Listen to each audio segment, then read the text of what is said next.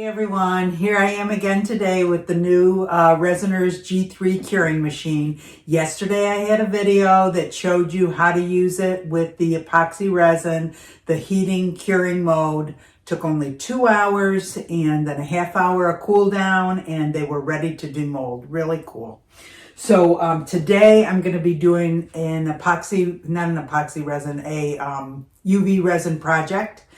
And with the cute little ghost molds from Let's Resin.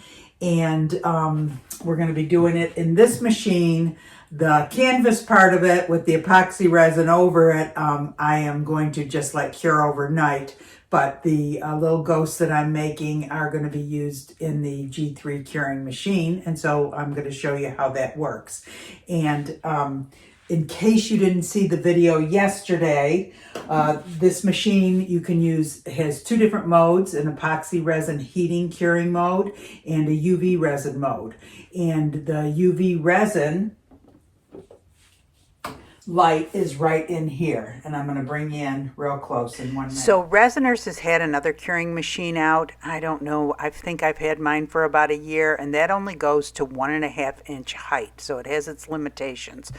And although this one is about the same surface area, it's the same length, but the depth is about 1 inch deeper and the height goes up to 5 inches. 5 inches around the perimeter and 2.6 inches in the center of it. So there's a big difference in the height. So this is a great improvement. So the other thing is the bottom can be used with the mat either like that where it's deeper, or you can flip it over the other side and put the mat on the other side, and this would make the mat closer to the UV light. I think that's really the only reason why you would have it at the shallower depth.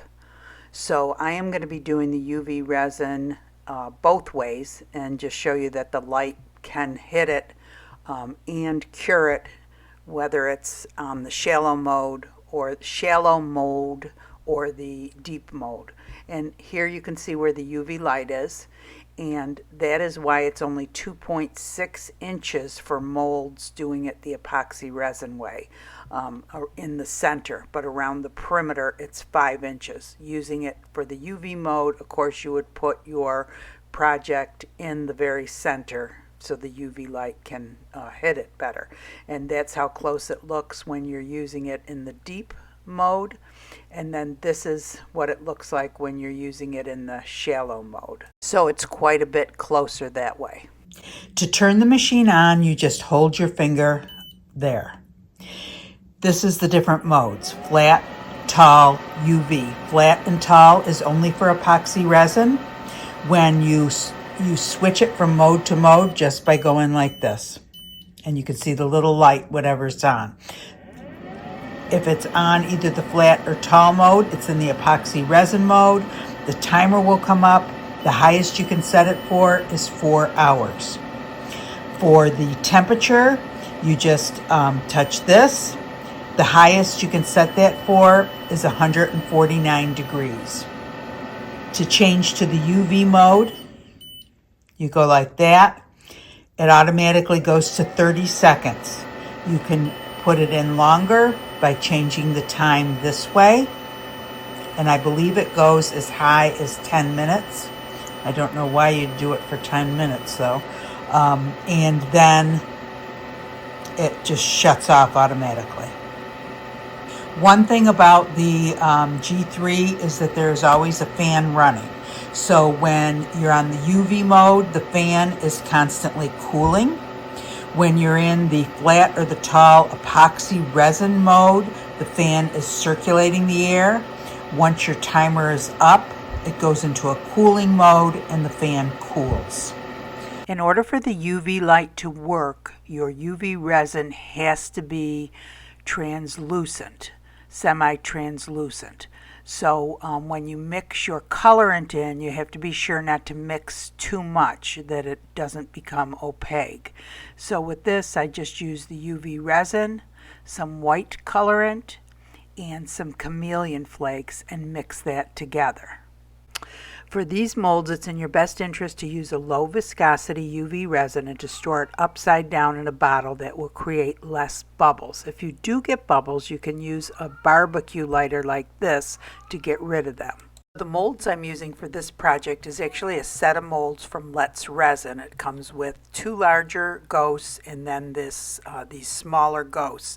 And if you haven't seen the video on it, check it out. Here's some ghosts I made with the same set of molds. So I poured my UV resin in just to the 2 ghosts that I wanted, and I actually ended up making 10 of these ghosts, 2 at a time. So after I poured the UV resin in, I set it to the UV mode and I set it for 3 minutes. When that was done, I flipped it over and I set it again, this time for 2 minutes, which probably didn't need that long, but that's what I set it for. And then when that was done, I just popped them out and look at how cute they turned out. I think they're cute little ghosts.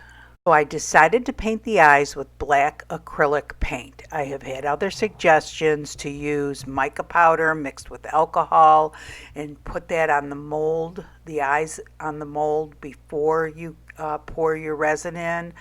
But I just didn't feel like it was dark enough, and someone else told me to use the permanent marker, but every time I put that on it would kind of evaporate. It was kind of weird. So anyway, I felt this was the best because it was the darkest, and I just used the little dotting tool and the black acrylic paint and painted it that way. After I was done painting the eyes black, I took some UV resin and just went over the eyes with the UV resin.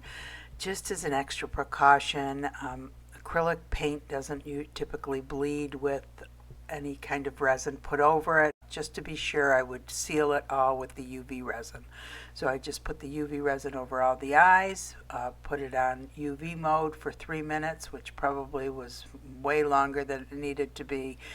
But then I knew it was the eyes and the mouth were sealed. So I had printed up some words off my Cricut that say "Boo Crew" that I'm going to put in the center, and I actually put painter's tape around the perimeter so that I could better center it. I am super bad at centering things, and I figured this would help me. And honestly, it was a really big help. I was able to center it better. So after I got the words on, I took the painter's tape off, and then I flipped it over and put the same painter's tape on the back. And the purpose of that is it will catch the resin drips, and when you're done with your project the next day, you can just remove the tape off the back and it will pull all the little drips off. So next it was ready for the resin. The resin I'm using for this project is super clear tabletop epoxy. It is food grade and VOC free. So I just poured the resin over the canvas, and I think it would have been easier had I taken all the ghosts off and then poured the resin on, but I was afraid I wasn't going to get them in the same spot again. So anyway, it worked. So I just spread it out with my little tool there, stirring tool, and then used my hands to cover the edges and the side. Some people just push the resin up to the edge and don't cover the sides of their project. I like everything to be nice and shiny, so I use my hand to smooth it along the sides of it. So this tabletop epoxy, any coating resins are super thick and have a tendency to create more bubbles. And you can see here all the bubbles that it has. But with a tabletop epoxy, or a coating resin, when you're putting it on, it's only 1/8 of an inch thick. So you can use a heat gun or a torch to get rid of the bubbles, and you can see they immediately disappear. And so that's what I use as my little heat gun there. I got to get a new torch. My torch is not working properly. For the most part on molds, you really should not be using a torch or excessive heat because it can damage the molds. That's why we use that little barbecue lighter I showed you. So anyway, whenever I'm done with a project, I always come back every 15 minutes to recheck for bubbles and retorch if I need to check for sediment and get it out with a toothpick. I check for glass placement, or in this case, ghost placement, to make sure they haven't moved. And this particular resin cures best at temperatures between 70 and 80 degrees Fahrenheit. All resins are different. You need to read the directions for the resin that you are using. Important that it sits on a flat level surface, and it's in your best interest to cover it with a dust cover. Hey everyone, another Halloween project done, and in pink again. Are you getting tired of my pink projects? So anyway, the ghosts I did with the UV resin on the UV mode and the G3 Resiners Curing Machine. Yesterday I did a video on it with the epoxy resin. And of course, I did not put the canvas in the curing machine. I only used it to make my little ghosts, and it worked really well. Nice machine, very contained, great for small spaces. I have a lot of space, and it's great for me because I can put my molds in there, put the top on, and it's out of sight, out of mind, real sturdy. And I can go over to my other table because, as you know, I have another curing table, a great big one that I use. But it's kind of nice because then a big area isn't blocked off for a few little molds, and I can go back over and use my other table. But anyway, yeah, I think it's a really neat machine. Links to everything that I used in the video is under the description. I hope you guys enjoyed the video. If you did, please give it a thumbs up. That really helps the channel. If you enjoy the channel, please consider subscribing. And there's a little bell that you can hit, and then you can be notified every time a new video comes out if you would like that. We have the Facebook page, an amazing group over there. Come check us out, and I hope you guys all have a great day. Thanks for watching.